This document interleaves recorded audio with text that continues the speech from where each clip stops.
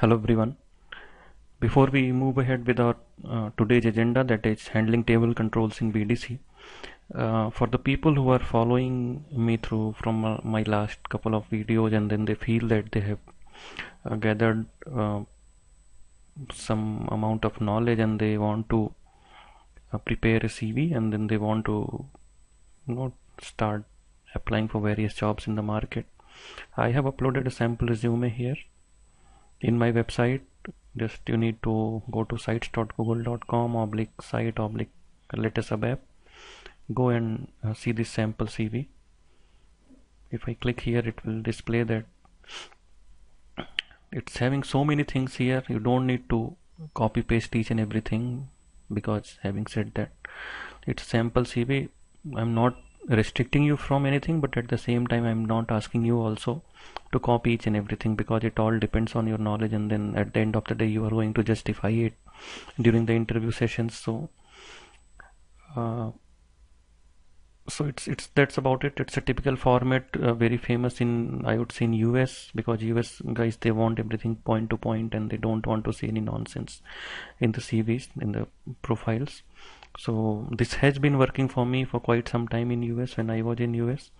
So you guys can go ahead and refer this format, prepare your CV and then start applying in case you want. Otherwise we still have so many things left, but for people who think they can, or they want to keep on preparing their CV along with the topics, up to you. So please feel free to visit that website, and then slowly I'll also be uploading maybe tomorrow or day after, because I am keeping very busy in my project work. So I'll be uploading the sample tech spec, the functional spec and the code review templates and all, and parallelly we will be moving ahead with our topics like web and also today's agenda, handling table controls in BDC. The other thing, if you see in my some of my, or maybe most of my videos, I have disabled the comment section, but then I have been receiving emails from different, I would say, friends or my audience friends who have been following this channel, and then they shoot out their queries, which is good. I try to reply, I mean, based on my availability, mostly within 24 to 48 hours. But then what we can do, because we have this Gmail, Google Plus and all these things, if you guys want, we can arrange a Google Hangout session for an hour or so during the weekends, wherein we can talk to each other. What you need to do,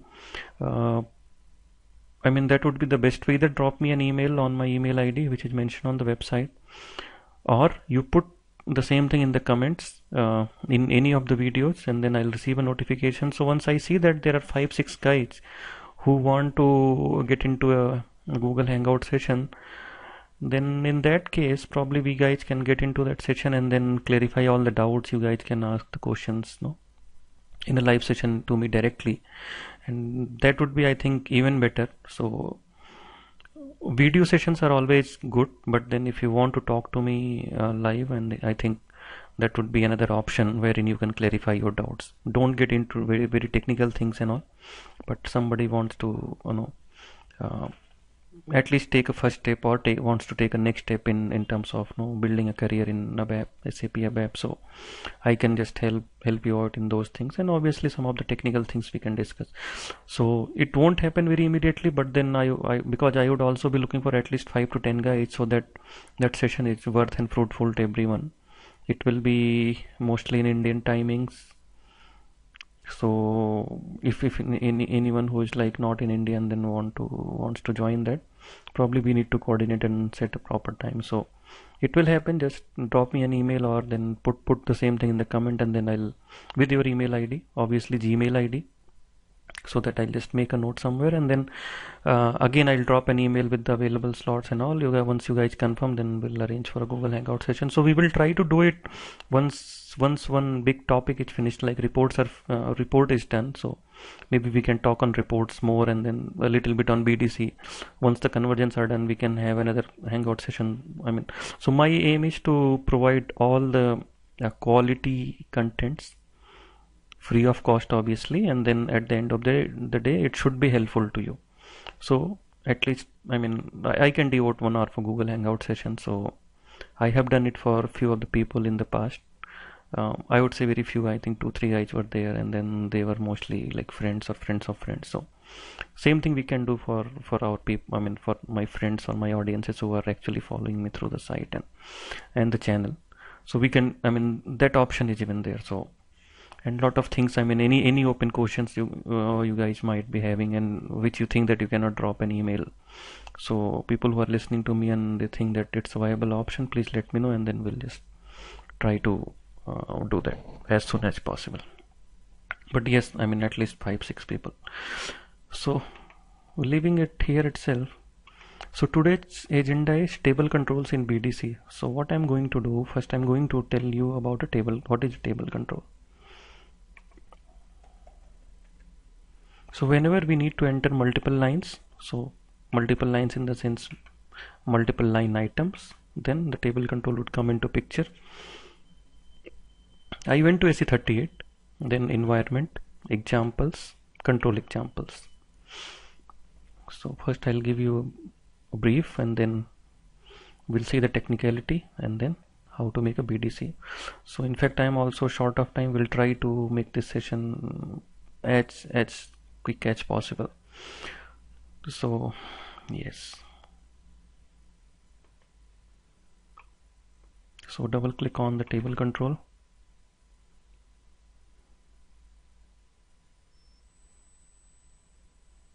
and here you go.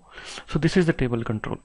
It will have an option of entering multiple rows and values in multiple columns. You can add a value, you can delete a value by having some buttons. And once obviously we are into modulable programming, we will be designing our own table control, but then it will still take some time because my progress is very slow. I need to manage both my job and then this thing. So I mean, please bear with me. I mean, meanwhile, so this is a table control. Now the problem is that, let's say my laptop is basically, let's say 15-inch screen. So in this screen, this table control looks like this. So I can see, let's say, some 15 rows, just an example. Someone else is having a small tab kind of thing, let's say 12-inch HP touch laptop. He will be able to see only this much, like let's say starting here till here, that's it. Someone is having a big 17-inch desktop, so they might see additional 5 6 rows. Now, and then that is logical also, right? You guys can also understand that based on the screen resolution, the contents will be displayed on the screen. So this table control might look bigger on a bigger screen and then smaller on a smaller screen, which is okay. But then what happens, let's say we have like 1 2 3 4 5 6 7 8 9 10 11 12 13 14 15. So we have 15 rows here. So when I'm writing a BDC for a table control enabled transaction, which actually most of them would be. So what I need to do is, let's say I have entered 15 lines. After that I need to hit a page down so that I can move to the next set of rows, so that SAP can provide me next set of rows, and then I can enter further values. So don't go with this, just an example. This is disabled for now. We will look into a live example after this. So handling that page down button is basically handling our table controls in BDC. So when we should handle the page down button, that is the catch here. Now, why this concept came into picture is, let's say I created a BDC in my system, and then when I did my recording with the help of my functional consultant, I was having 15 rows in front of me, and then my code handles the page down after every 15 rows. So I have applied a counter. Once 15 lines are done, it will hit a page down. But then somebody who's using a 12-inch laptop or tab kind of thing, and that guy is working on my BDC or using my BDC, on his screen he can see only, let's say, 10 lines, and then my code will keep on waiting for the 15th line to come there, and then only it will be able to do a page down. So that way my BDC will stuck there. Now think about a guy with 17-inch monitor. So he can see 20 screens, and just by entering 15 rows, system will try to do a page down again. So it's all going to be messed up. So we want to finalize a standard approach. Obviously not me, I mean SAP has already done that. So we want to go ahead with a standard approach in terms of handling a table control, so that it works uniformly across all kind of screen resolutions or monitors or environment, whatever it is. So that is about table control. So I'll come out of it.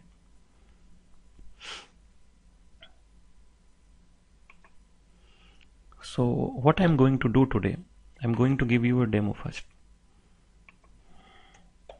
So XK02 is the transaction to update the data related to a vendor.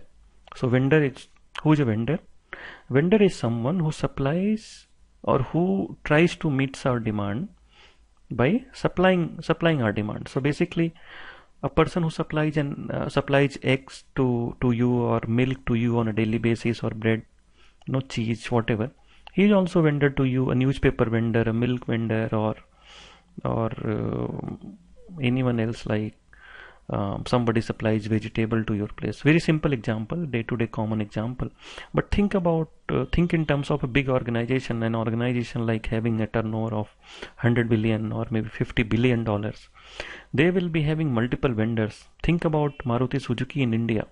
There are so many companies, so many vendor companies who survive just because of this big end company, that is Maruti Suzuki. So you talk about Minda. Minda supplies a lot of things to Maruti. So it's a preferred vendor to Maruti. So Maruti itself is having SAP, Minda is also having SAP, because their turnover is in such a way that both of them can afford it.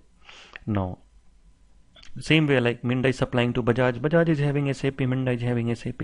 So in that case, so Bajaj being a customer, Maruti being a customer, and Minda being a vendor, both of them having SAP, their communication becomes very easy because both of them can understand their language.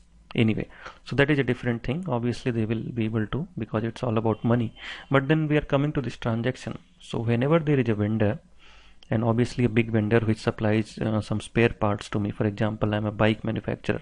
I need someone who can supply me the brakes and the headlight and the keys and the lock, something like, let's say 5-6 items.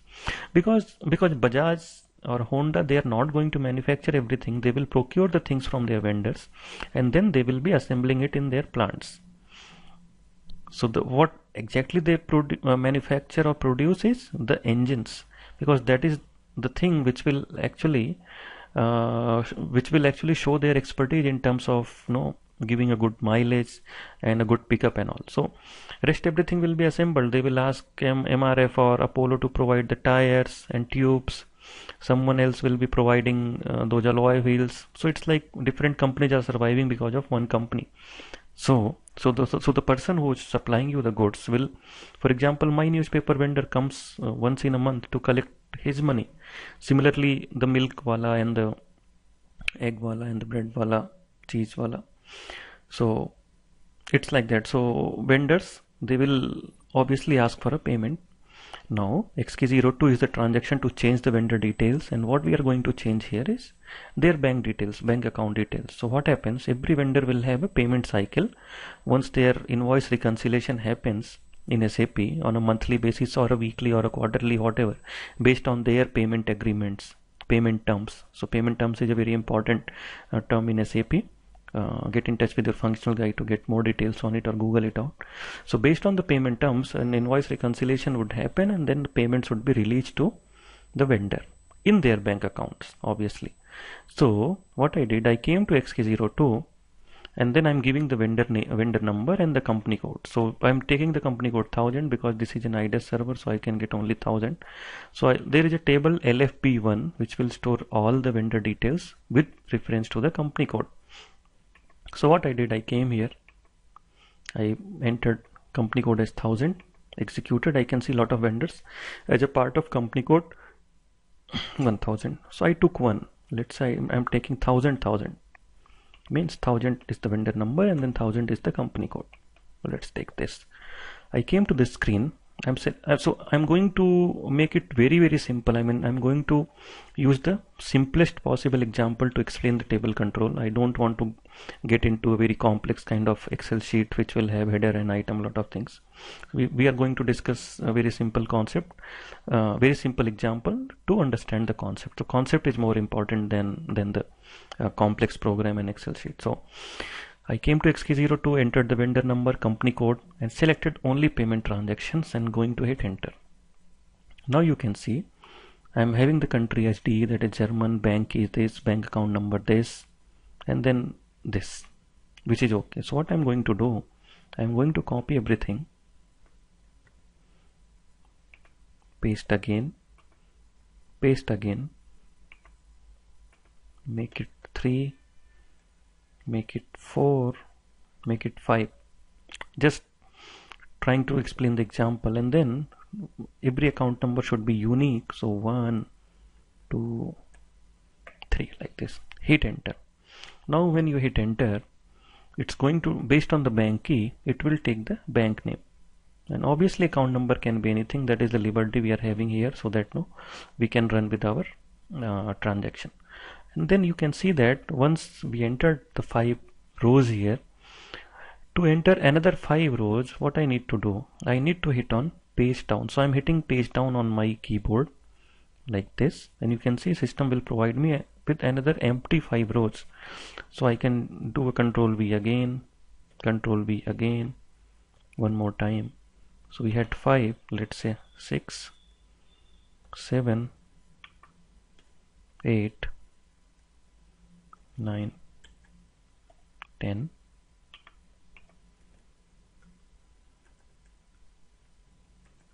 make it unique,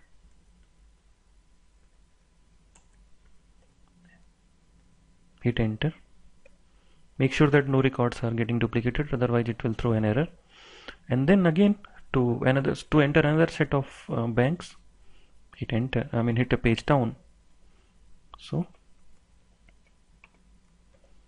let's say like this. So we are done with 10, 11, 12, 13, 14, 15, like this.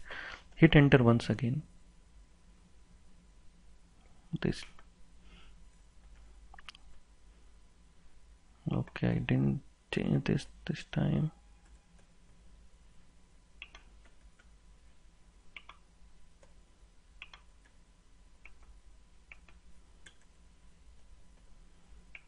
So this should not happen in the real recording. I'm just displaying the transaction as of now.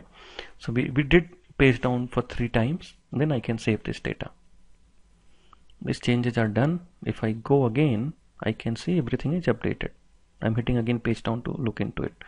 Now imagine this scenario. So my page down works only after 5 items, but then somebody is having a big screen. He can see like 10, he can enter 10 banks at a time. So his page down would fail. My code is going to fail on his screen.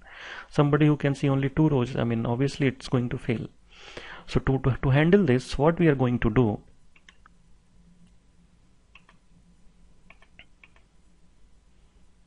so we'll take the next example now, 1001, let's say. No need to copy.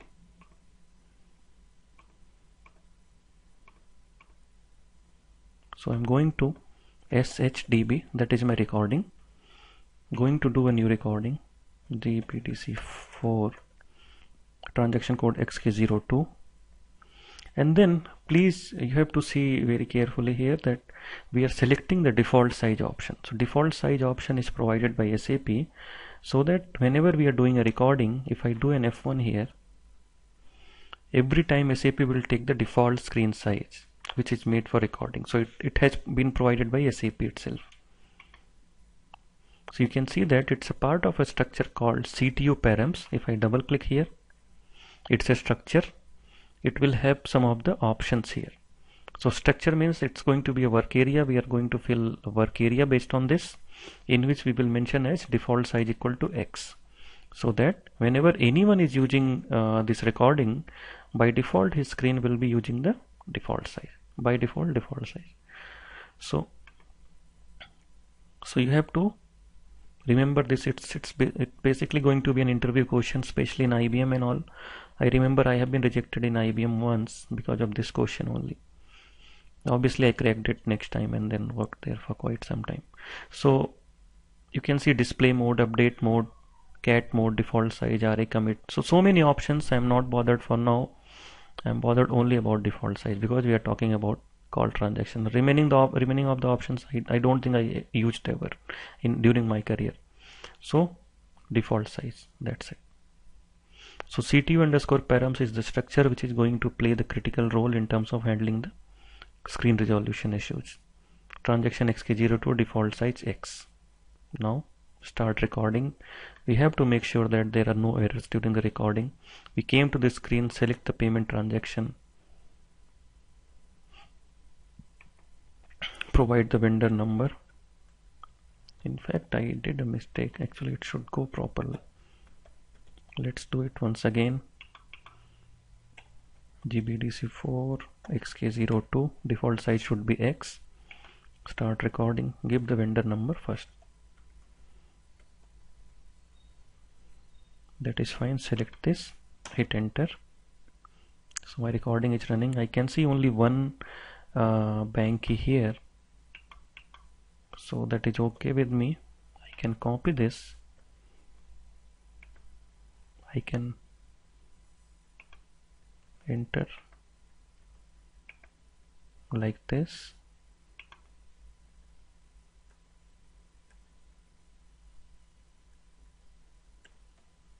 And then enter once.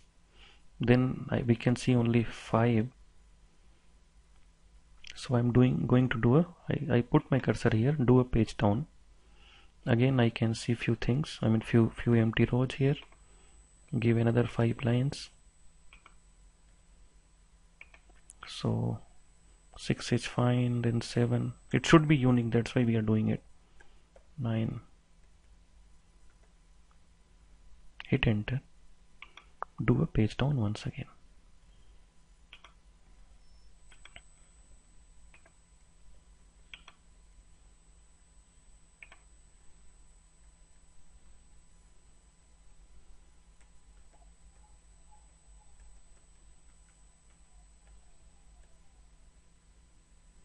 Giving some junk data.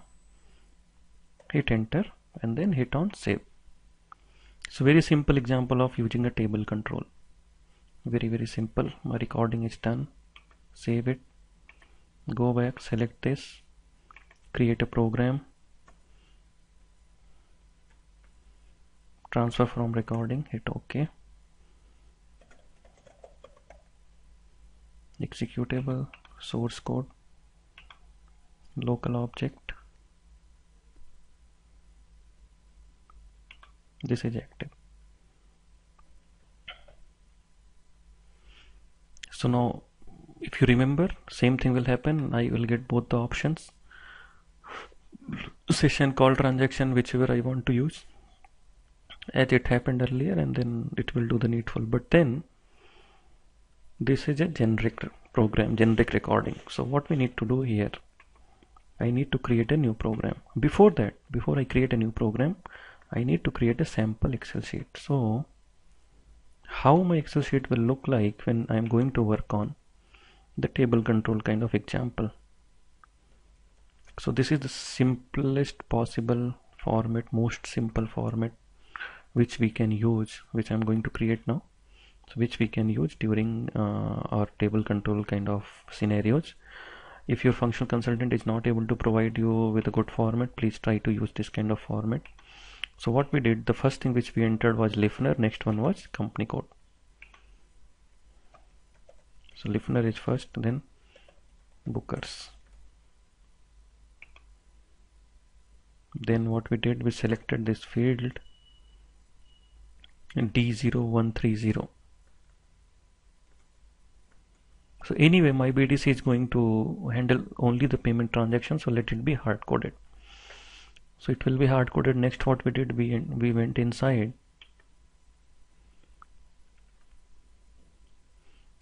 Then my cursor was on the bank field. So banks.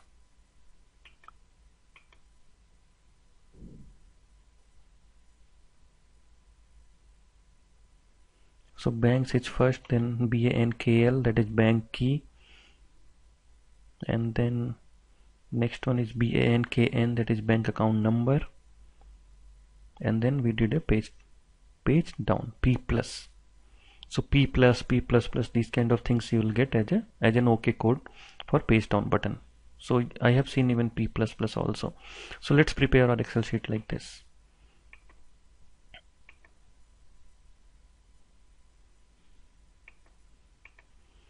these two things we entered. Next what we need to do is BANKS.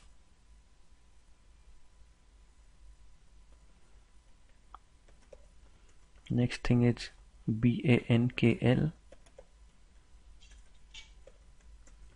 Next thing is BANKN. So we entered only these three things, out of which and then we hit enter. So we entered only this, then we did a page down. After hitting the enter, we did a page down, and same thing is happening every time. And then what we did, we just hit on the save button, that is update. That's it. So this is done. Now my vendor is going to be 1002 next time, then 1003. Before that, before we enter 1003, let's forget about it. 1000 is the company code. This is going to be DE. BANKL is going to be constant every time. The bank key will be same, but bank account number will vary. So bank account number will, let's say,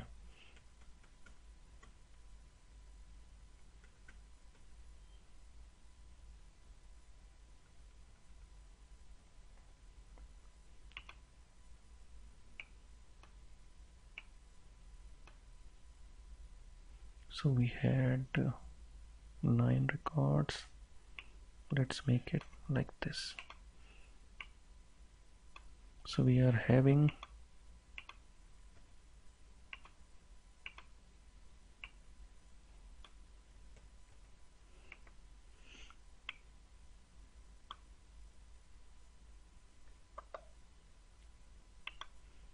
so 13, which means first 5 records page down, next 5 records page down, and then next time 3 records, and then save button. So I hope you guys are following me through. So these things are going to be constant every time. Copy and paste it here. This is the simplest possible format for a table control.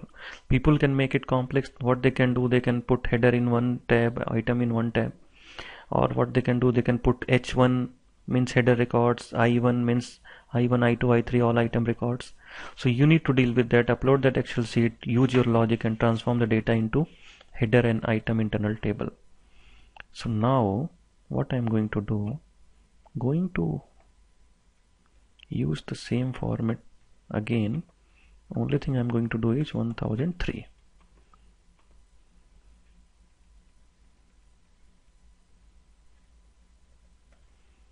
So which means I'm in this case I'm having two headers, that is 1002 and 1003, and then rest everything is a different line item. Save it. My Excel sheet is ready. So quickly we will create the BDC program and then we will try to incorporate the things. Let's copy this program itself into a new one. I hope my system goes smooth. Yeah.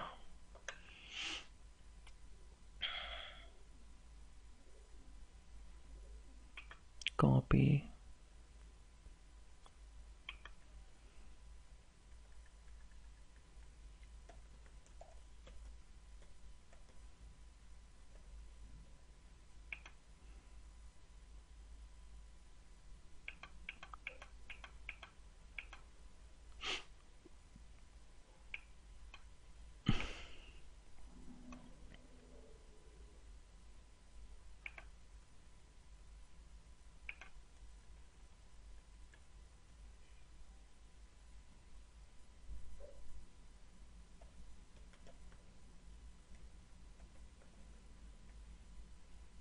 So people who have not copied any program yet, they can see how we can copy. So I went to SAT, did a right click, copied it here, providing the new names, and then select it so that system can do a source and target mapping. Copy. Let it be local, doesn't matter. So since we know the BDC concept, only thing which we need to do here is that page down stuff. So we will just finish it off very quickly so that I can go and catch up with my sleep.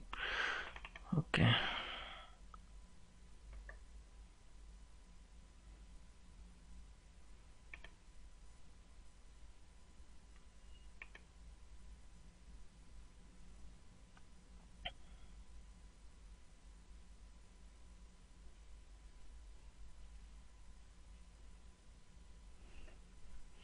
So since I have that Excel sheet, that format with me, so things will be easy now.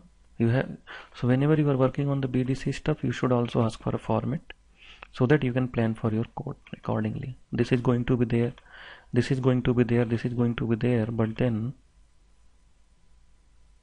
this is not going to be there now.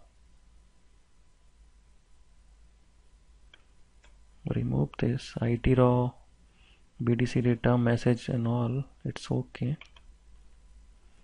Okay, we'll do one thing. Let's remove only this.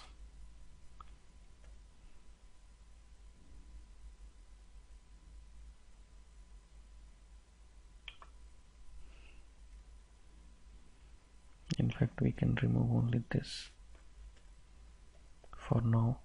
So rest everything is going to be there, but I want to have a header and then I want to have an item.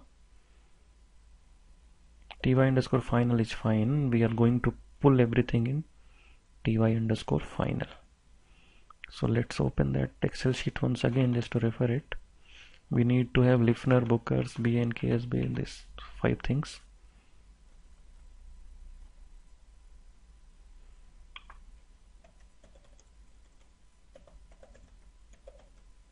So you guys can understand what I'm trying to do here is bookers type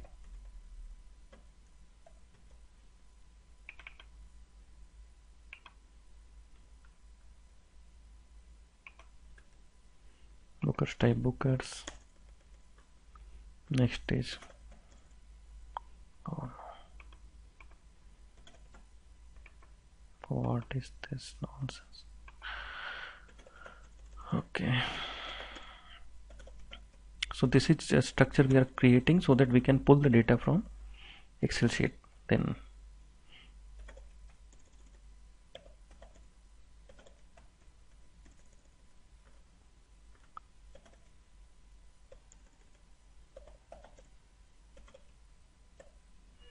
so I hope you guys are okay with this till now. So obviously errors would come because now our code is changing. So let's cancel this for now. So I know that my Excel sheet is going to be uploaded and it will come in this format, but at the same time I also need an internal table which will have the header.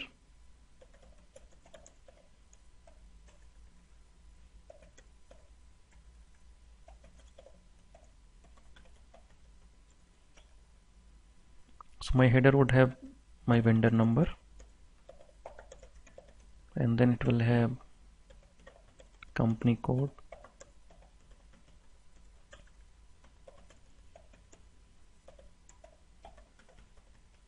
then I need another internal table which will store the item data, which means the bank account number.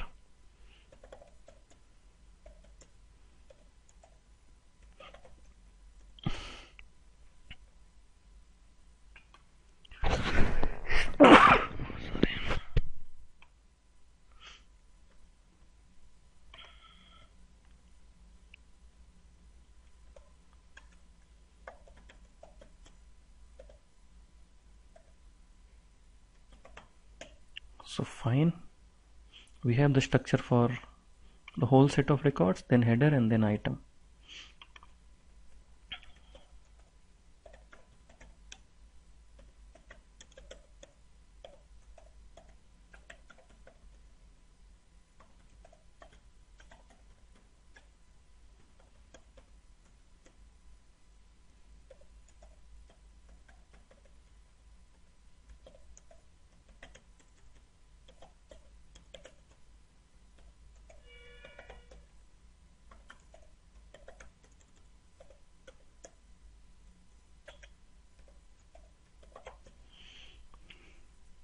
So nothing special is done till now. So I think it won't let us activate, so let's just save it, go back.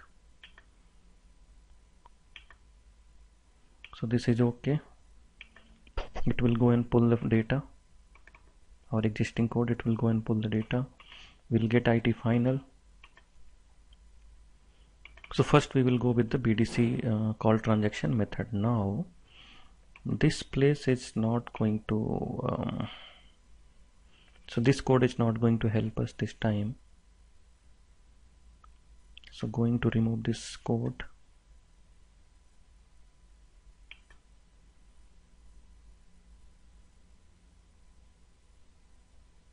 So it's okay. Now what I need to do is IT underscore final will have both header and item. So before this we need to segregate the data into header and item. Perform get data. We got the data in IT final. If not, IT underscore final is initial. Sort IT underscore final by LIL Lifner and then company code. Then IT underscore header equal to IT underscore move the data here, delete IT underscore header. So delete adjacent duplicates from IT underscore header, comparing Lifner. So I hope you guys are following me through.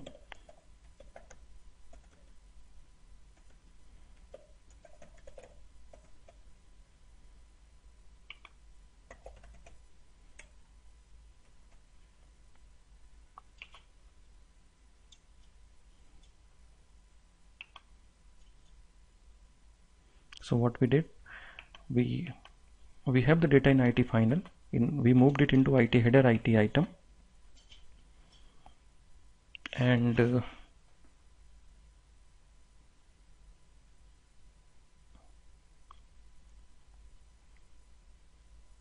we are trying to delete the adjacent duplicates. Before this, what we could have done here, actually we don't need to declare these two different structures.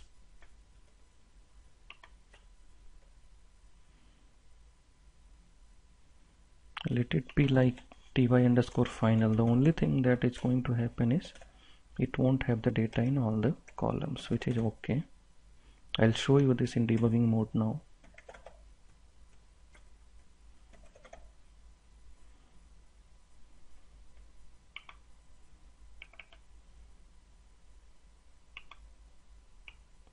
Comment this completely.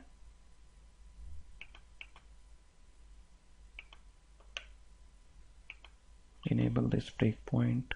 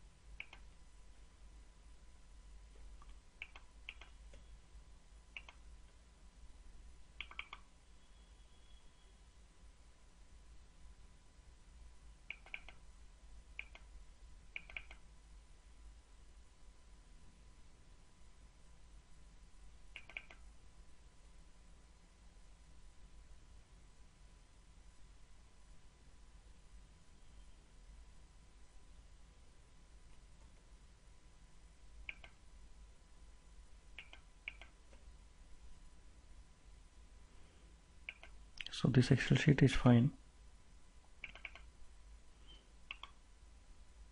So we are going with the call transaction. I'm going to upload the Excel sheet now.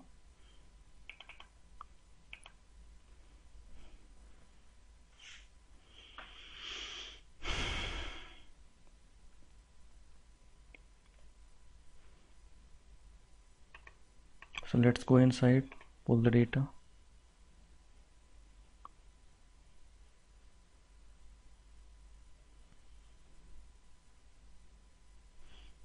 So size of RC 0, that is everything is fine. If I go to IT final, I have all those 26 records here. You can see it. So now next target is to convert this into header and item. I moving it into IT header after sorting it by vendor number and company code. So IT header will have 26, IT item will have 26, which is okay. I'm going to delete the duplicates from header, so it leaves me with two records, so this and this. So at runtime I'm going to consider these two fields as header, not bothered about these fields from this internal table. Instead, if required, I'll compare it from this internal table based on this and this. So we'll see how to do that. So till now we are okay. So we can easily upload the data and then decide an header and item table. So if not IT underscore header is initial simple.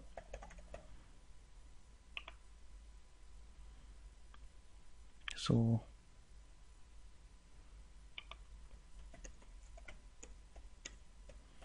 if ready button 1 is X, then perform f underscore call underscore BDC 1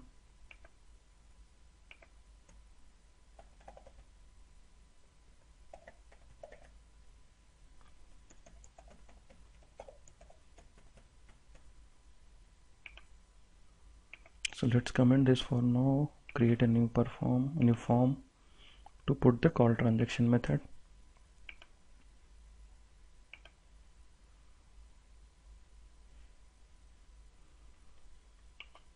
And then I want to come to my recording and copy the proper code, which is going to be useful.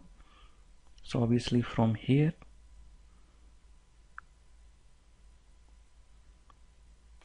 first we will deal the first screen. So what we did,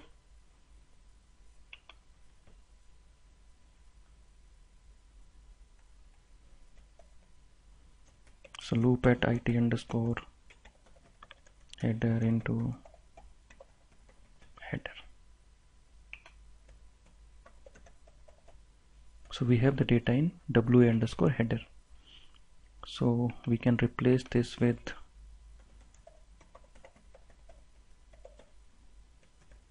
which is fine. So WA underscore header hyphen company code. So every time it will enter a new vendor number and then a new whatever company code is assigned to that vendor in our Excel sheet.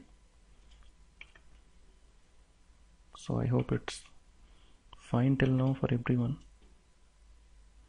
Okay.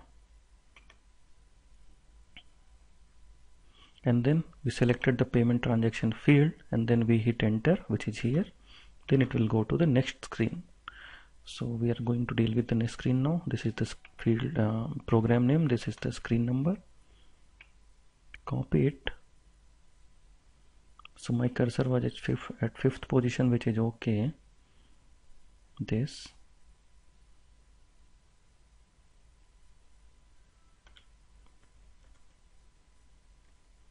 So this is going to be a bit tricky here. This is okay, cursor is okay, fifth position my cursor was there this time.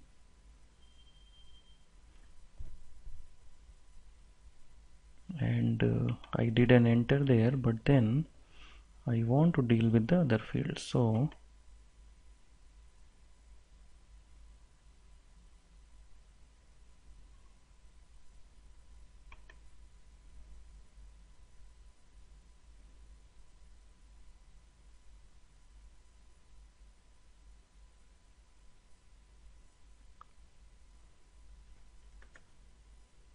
yeah, so this is going to be my first field, BANKS, then we need BANKN.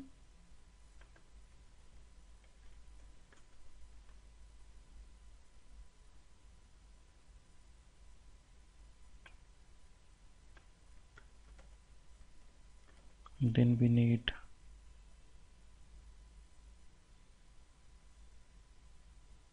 so what else we need? BANKS, BANKL also we need. So we'll copy this.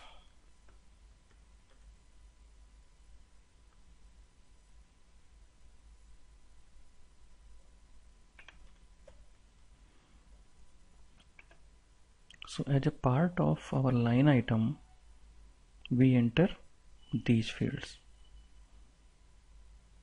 But then there is another problem here. So I just copied the code.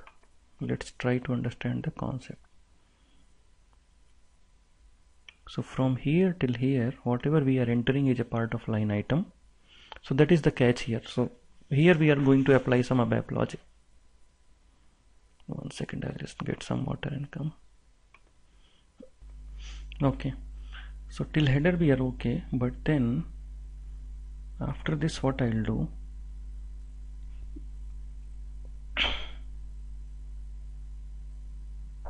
one second. So till header we are fine. What we will do, we will write another perform here. F_item. Double click here.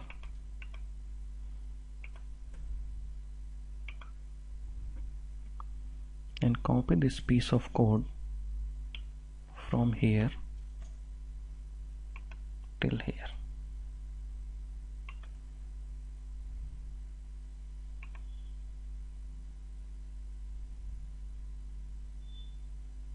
And of course, one more thing which we should have done was to double click on this.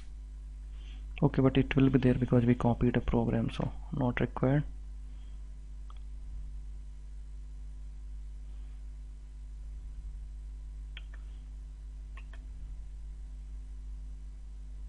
So parallelly okay, it's okay now. So now this piece of code, it's here, and then this is actually going to vary with each line item. So I know that this is going to be constant, this is going to be constant, but this one is going to be picked from the Excel sheet.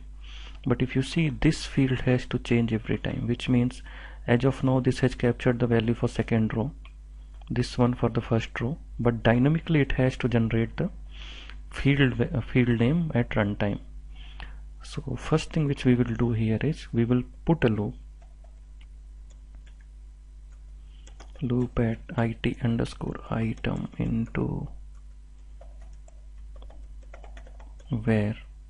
So we are going to use a where clause where listener equal to wa_header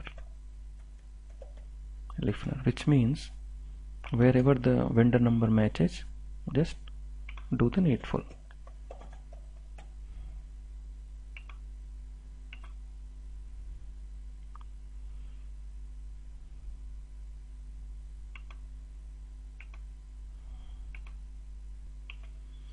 Sorry, I'm getting calls in between. Okay. So what I was trying to say here is that now this code is going to handle that page down. So to do that, if you see, this actually has captured the row values along with the field names. So you can see that my cursor was at this field when I did an enter, and then which was basically the fifth one, and then you can see we entered DE, that is the country, in the first field, so it should be 1. So you can understand it like this, it should be 1, it should be 1, like this.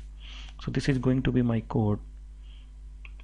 Now to make it work, what I need to do, I need to generate this at runtime. So for that I'm going to declare a variable data v_count.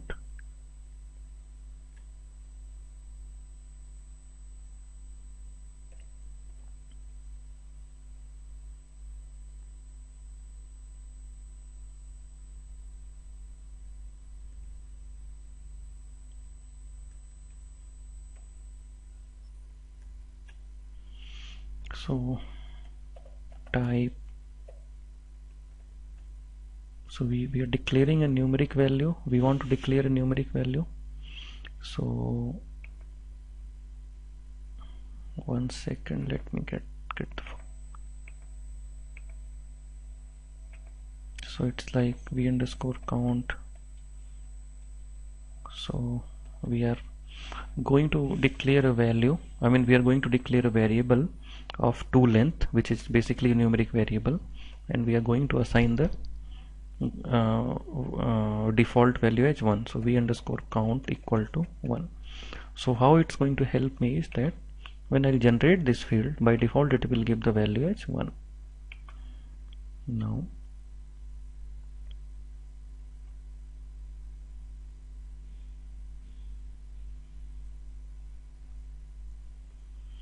okay, now you know that I need to generate this and this at runtime. So what I'm going to do, v underscore f field 1 type char 30, field 2 type char 30. You can take string also, like this, and then my count is 1. As soon as the loop is running, it goes to the first record. So I tell the system to concatenate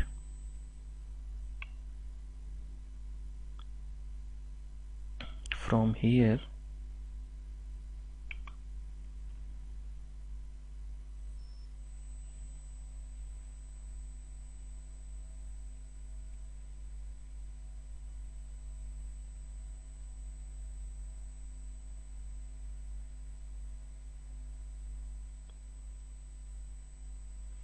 so basically concatenate this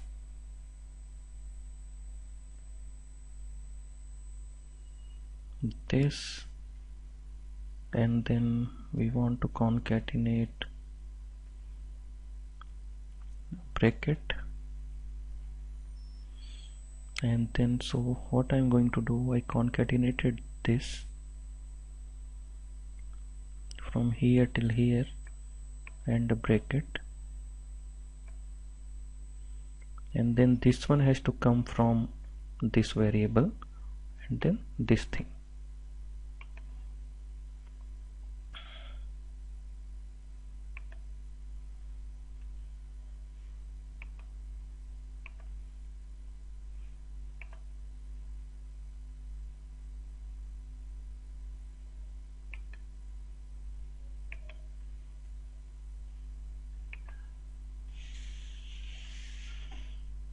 So this, and then v underscore count, next one would be like this into v underscore field 1.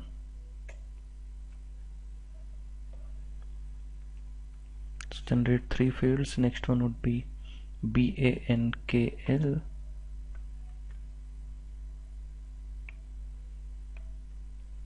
next would be BANKN. So the thing is, I moved to the next screen, that is the item 1. I went to, so what I did, I entered this in the first line, this in the first line, this in the first line. So now this value is actually captured here. So v underscore field 2. So I'll just show you that in the debugging mode, then you'll understand it better.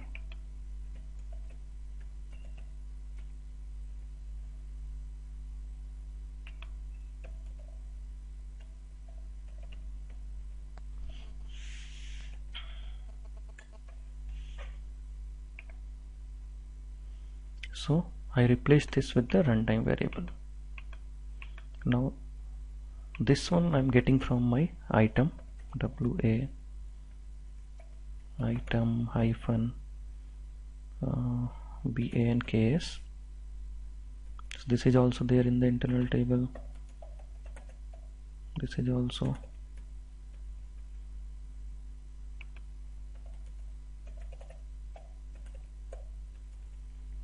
So this is generated at runtime. This one is captured from the internal table.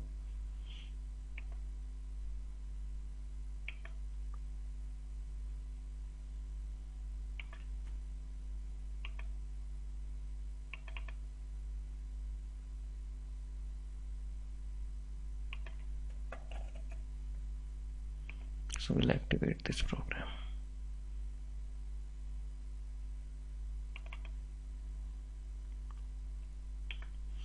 So I went into item, change this with the runtime variable, and then once I'm done, what I'm going to do is, so this value is actually entered, and then I'm going to increase the counter, the score count equal to, so next time it will become 2. System will loop will come again here, it will be 2 2 2, that is the second row. It will keep on doing its job. Now I'll check if, so I know that in the standard resolution I was getting 5 lines. So if v underscore count is greater than 5, then equal to 5, we will set it at 5 itself, so no need to make it 6. And then I want to hit my page down.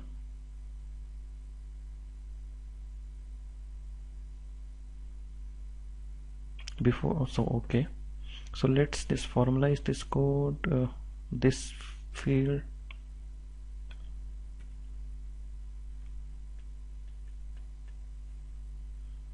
so it will keep on appending the values. At the last record I'm going to v underscore, going to hit enter, and then I'm going to hit the page down also.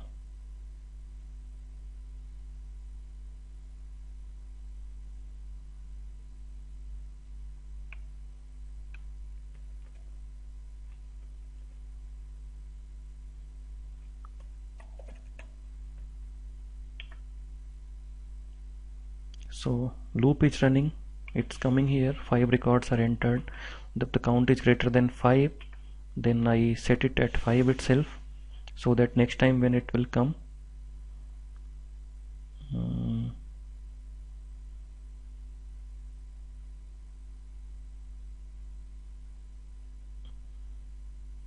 then at that last record we are going to hit the page down once. Okay,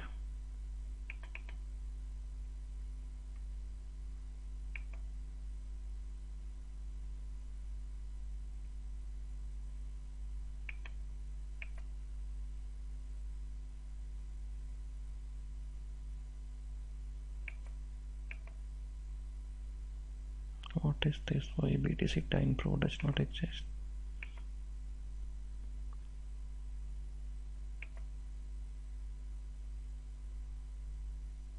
Because I have commented everything, so let me go to that code and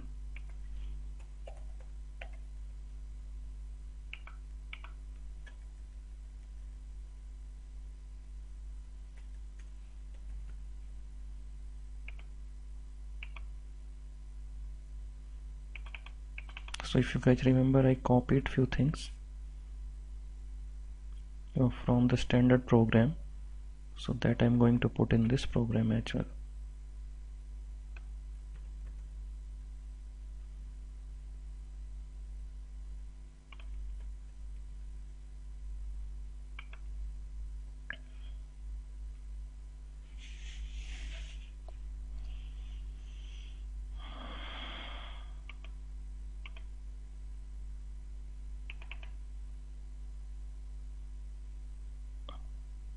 So let me explain it once again. Did a recording. I have segregated the header and line items in different internal tables. I put a loop on header, I put the header related code, and then I do an item by using a new subroutine. In that item I do another loop, so it's like loop inside loop, doing a where clause here. Then I generate the field names at runtime. Okay, and then I keep on counting, and then once it's like by default it will be 1, so it will become like 2 3 4, so it's like once it becomes 6, so we have to set it at 6. because by default it's 1, so it will be like once we add 5 it will be 6, and then once it is 6 we will do the page down. So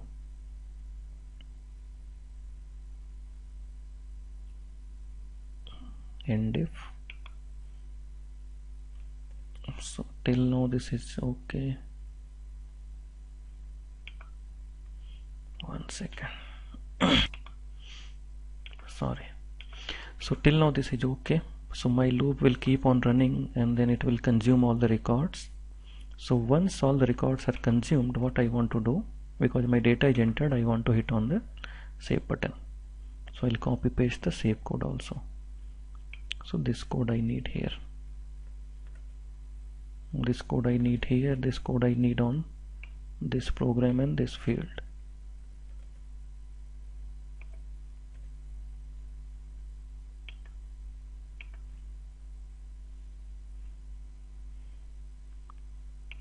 And then when I'm doing my call transaction, so after item I want to write that statement, that call transaction and all. So I'll copy it from the existing code.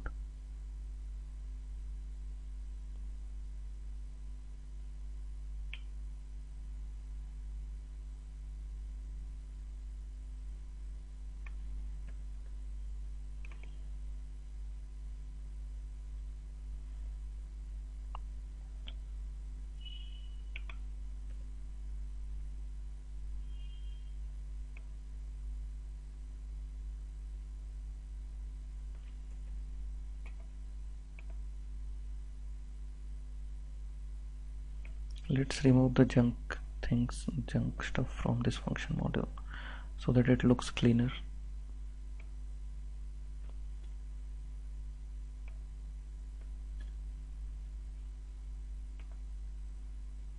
So now it looks better.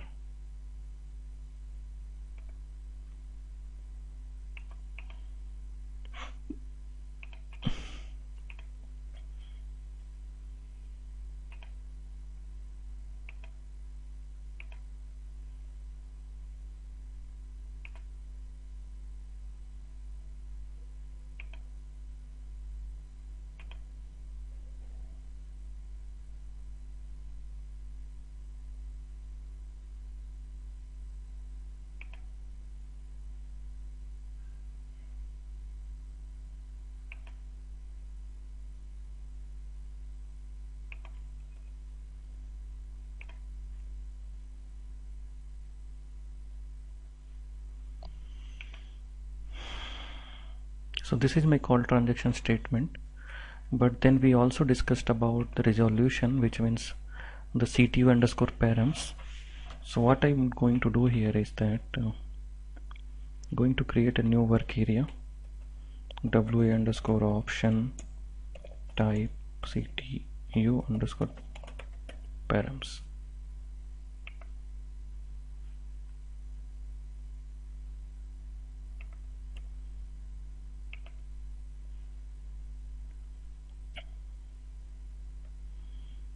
So the moment I start my BDC, what I can do, WA underscore options hyphen def underscore size, we will put it as X. So we can, while doing this, using this, we can also mention that options from WA underscore options messages into.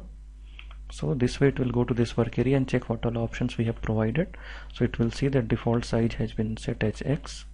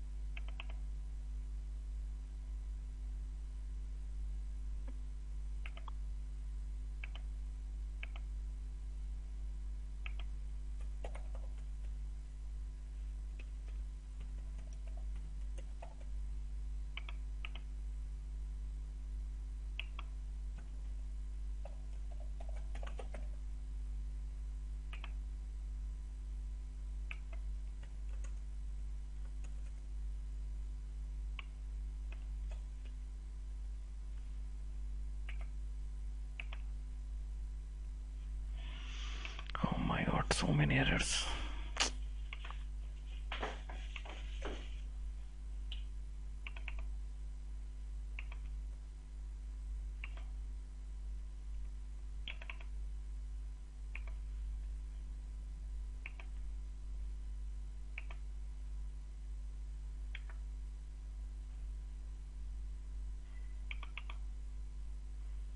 Yeah, okay, because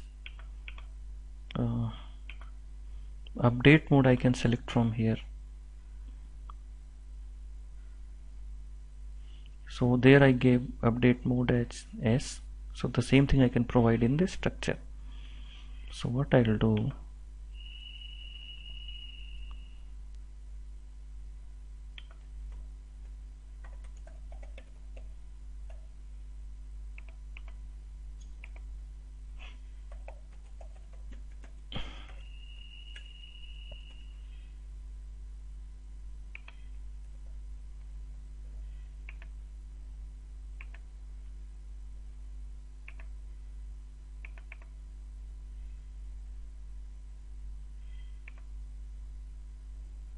yeah, even this one also display mode. So we don't want to see any screen.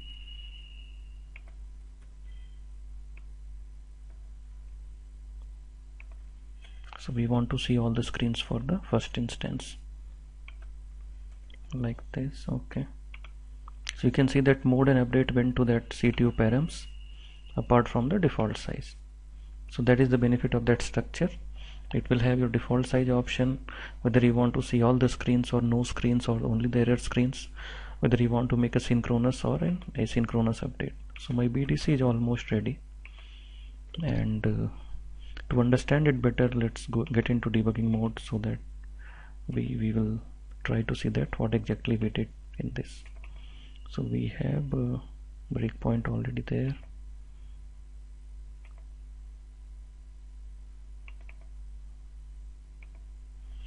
Execute this.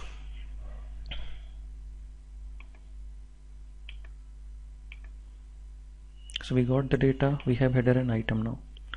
So if header is there, if radio button 1 is X, okay, I went into header, filled this work area with the options,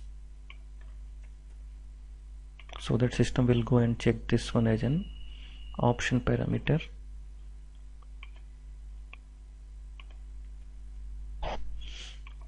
So for the first time system goes inside, for the header it's filling the details, I mean filling all the values here. So if I try to see IT underscore BDC data, so it has captured all the header related thing, vendor number, company code, bank account, yes, that's it. Then now we are going to item. So my count is by default 0, it's going to be 1 now.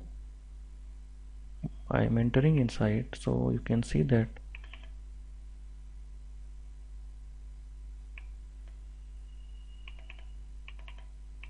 these fields are going to contain the values dynamically.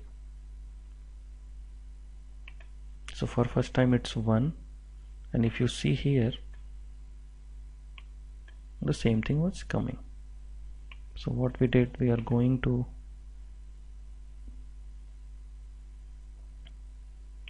F6, F6, F6, F6. So IT underscore BDC data.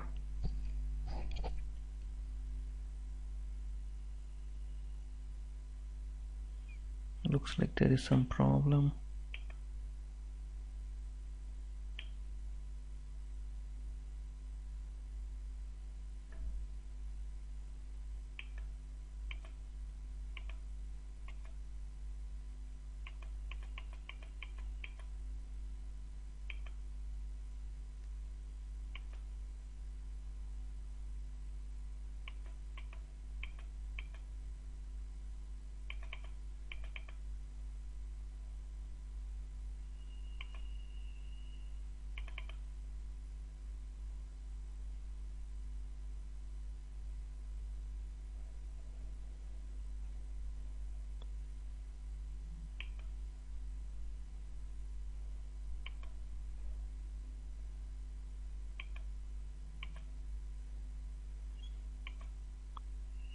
So it will go for the second time also. My counter is 3 now.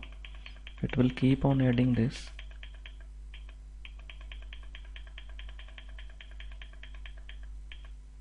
So my counter is 5 now. So it's going to add the fifth record. Then my counter is 6 now. So 6 means it's going to exceed the limit, which means we can contain only 5 rows at a time. So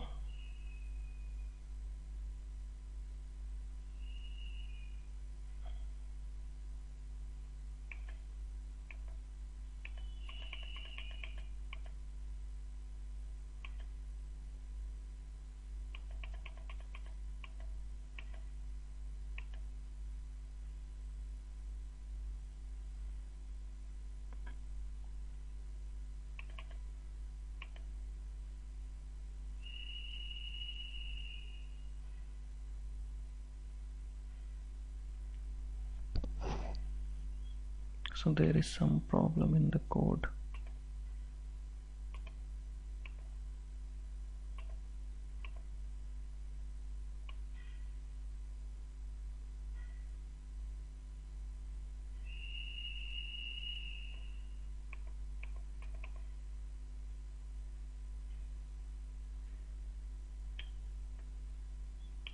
One second, looks like there is some issue. I'll just check it out. 1 second.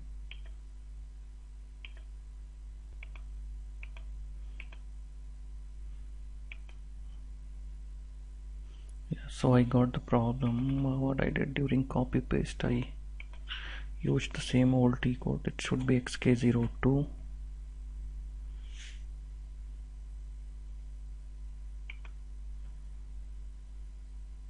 And one more thing, during the recording, whenever we do a page down, in the next set of available spaces, it will again count from 1, 2, 3, 4. So that's the reason while entering the line items, if the count is greater than 5, I need to set it again at 1. So every time it should be reset at 1. So these were two problems which I identified just now. So we'll run the code again in front of you.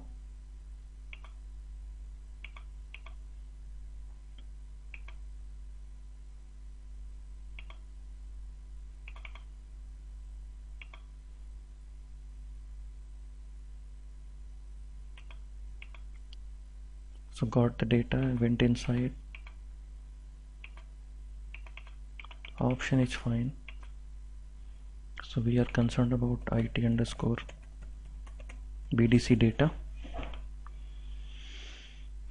So F6, F6, F6.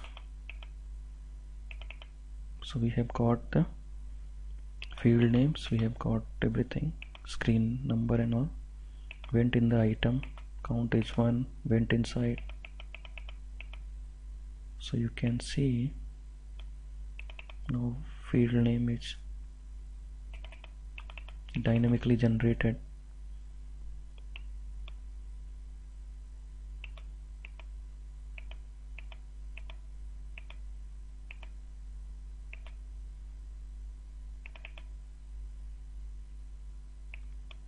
So somehow it's taking only the BANKS while it should have taken BANKL also.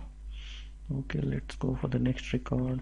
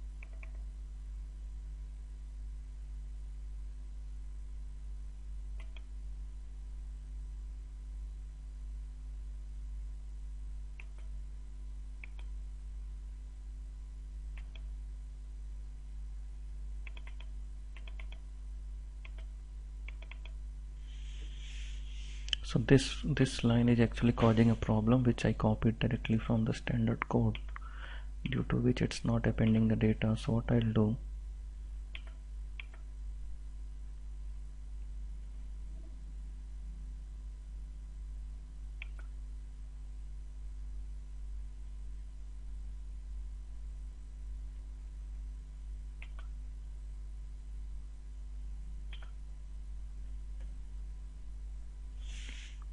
so let's run it once again.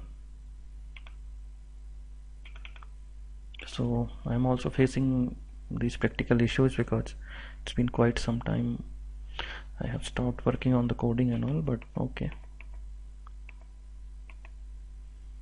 So went inside the code again, header is captured successfully, went into the item.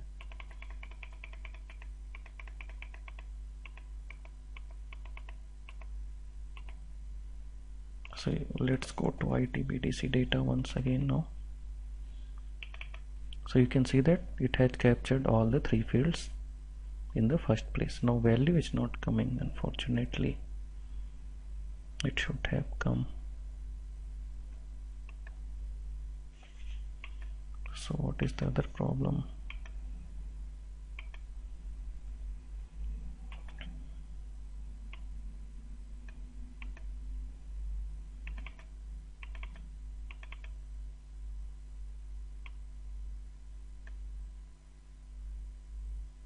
Okay, it should have been WA item. I have used W. Okay, some cosmetic issues. Let's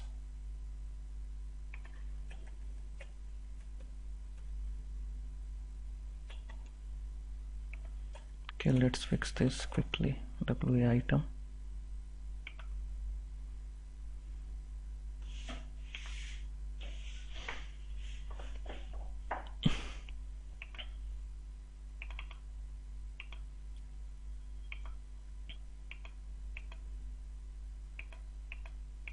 So went inside this,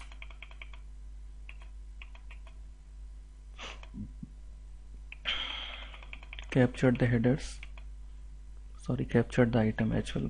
Okay, by mistake I did an F6. So you can see that all the fields of first line, second line, third line, fourth line and fifth line came. After that, on the fifth line itself, I did an enter and then did a page down. So my code is looking fine now. And then it did a reset to the counter again, 1 2 3 4 5 and last 3 records only. Then it's trying to save it. So let's do an F6 here.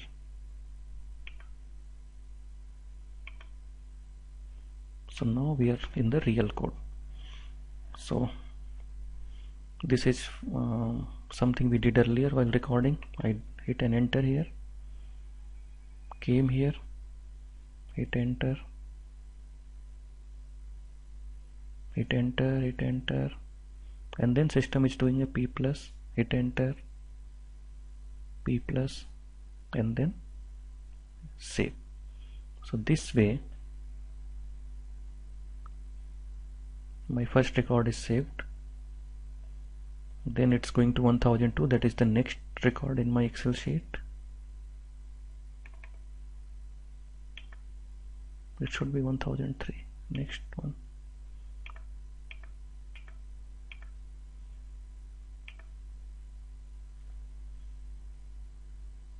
Okay, I got the problem.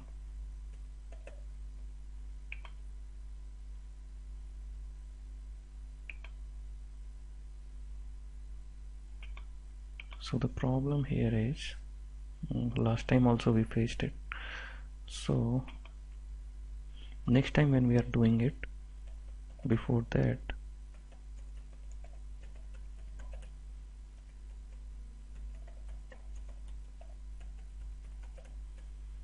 so this way we'll get the proper records every time.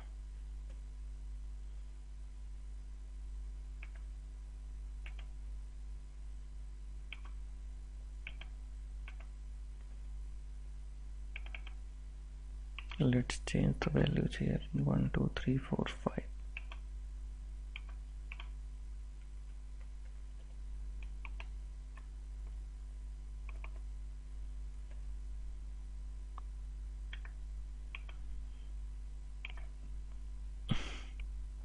Let's run it again.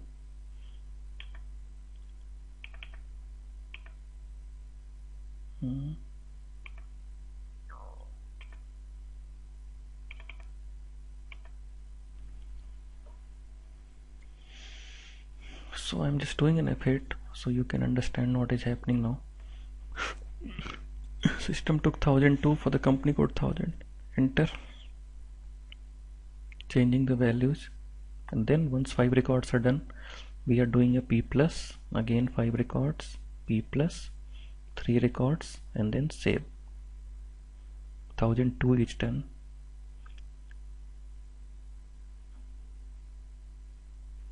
What is this? Why it's coming to 1002 again?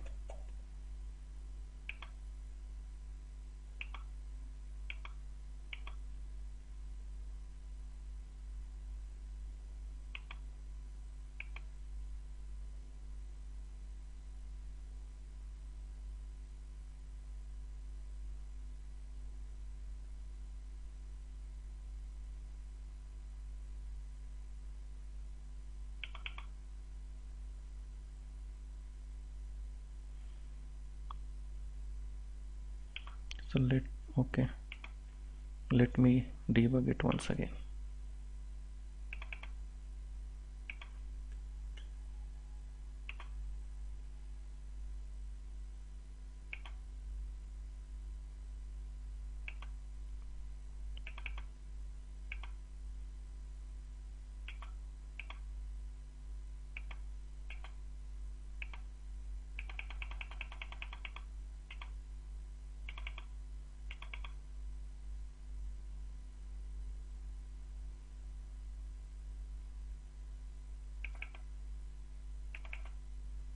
Two and 3.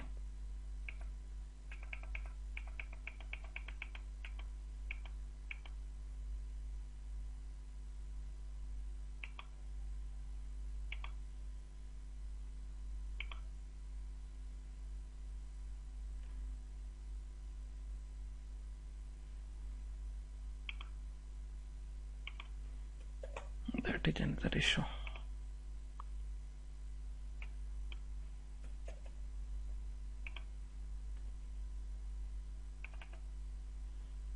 So 1 second, I'll pause it again, sorry. Let me just find out the problem. Sorry, so I had to do that refresh inside the loop, so that was the problem. So we'll execute this once again successfully in front of you, and then I'll explain the concept so that you can do it on your own.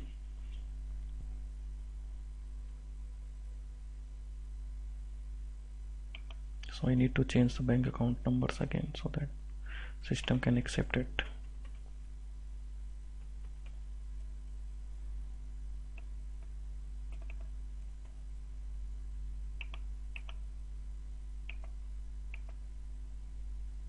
So this program is not okay anyways.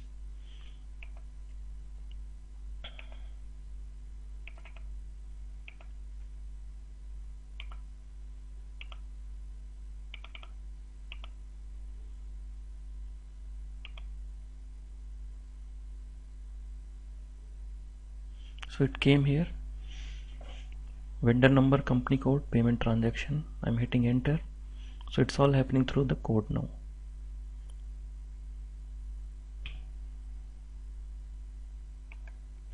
Okay. Then P plus on the next screen. P plus, save. Now 1003. 5 records are done. P plus, save. So this is how we create our simple, we handle our table controls in the BDC. So the concept is very simple. I'll explain the concept once again for your reference, and then you guys can practice it. And before I explain the concept, so 1 second, once again, 1 minute. So if you remember my last session on session method, so in that what we do, that the code remains same, except the moment we do our BDC data fill, we do a BDC insert to open a session, In this itself, if you see, we have an option to pass the CTU params. So our WA option, that work area option, work area could have been passed here had it been a session method. So that is how we can handle that screen resolution in session method. And obviously when you run the session on SM35, there also in the pop-up it asks you to select the default size. So you should select the default size there. So both the options can be used. Pass it here. So rest everything remains same, whether it's a call transaction or a session method. So I'll explain you the logic once again. So logic is totally based on your recording. If you see this recording carefully, what system does? System inserts the header data, then system hits enter on this screen and moves to this screen, and then what system does, it will just replace the values in first 5 rows and all 3 columns, BANKS, BANKL, and then BANKN. So all these 3 columns for the first 5 rows it will replace the value. So you need to pick your code from here for this field, and this field. Put it in your code. So let's talk about this code now. So my first thing which I'm doing, I'm filling the option table. Then this can be passed in that function model which I just shown for session method, putting a loop on the header data, calling the header related recording. So my header is done. I am moving to the next screen. So I'm going in the item, I am doing a loop again with the listener comparison. Before that I'm setting this variable as 1 so that it can be increased. We can do an increment by 1 every time in this counter, and then we can generate the field values at runtime. Like this one, it can be 1, 2, 3 at runtime. So we are doing a concatenate and then we are generating it here. On the screen, keep on increasing the value by 1 so that 5 rows are filled, and then if the 5 rows are not yet filled, so my counter will be less than 5. The moment it becomes greater than 5, it means 5 rows are filled. Then go to the last field and then do an enter to validate all the records and do a P plus there. So it will keep on doing a P plus till the time your records are not entered in the set of 5. Once that is done, then finally you can come out of that loop and call the save in your recording, from your recording. So that is how we do our table control programming in BDC. So no rocket science. Only thing is you need to take care of few things like setting this variable and all, which even I did mistake during today's tutorial, because I'm doing it after I think 5+ years maybe. So I hope this is going to be useful to you, and then you can drop me an email with your queries, and then just if you're not able to get anything, just repeat this recording again and again, and if required I'll paste this code on my website also, until if someone wants, I can do that also. So very simple. Header code, item. In the item, generate the fields at runtime by putting a counter, increase it 1 by 1 every time, increase it by 1. Generate the fields at runtime, enter the field values, go to the last field, hit enter, and do a paste down. That's it. So that's all about your table control and screen resolution in BDC. So there have been some hiccups in this session, because even I also need to refer few things sometime, and then there were few issues in the code, but anyway at the end of the day it's working as expected. So let me know if you guys face any issue, and then I'll try to revert back. Thank you.